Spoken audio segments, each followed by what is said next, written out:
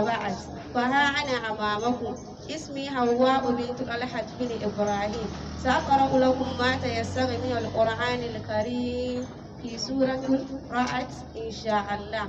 أعوذ بالله من الشيطان الرجيم. بسم الله الرحمن الرحيم.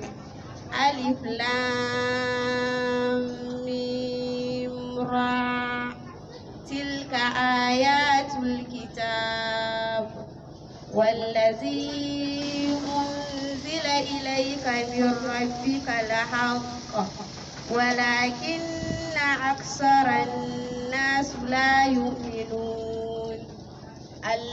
الله الذي رفع السماوات بغير عمد ترونها ثم استوى على الأرض وسخر الشمس والقمر كل يجري لعجل مسمى يدبر الأمر يفصل الآيات لعلكم بلقاء ربكم توقنون.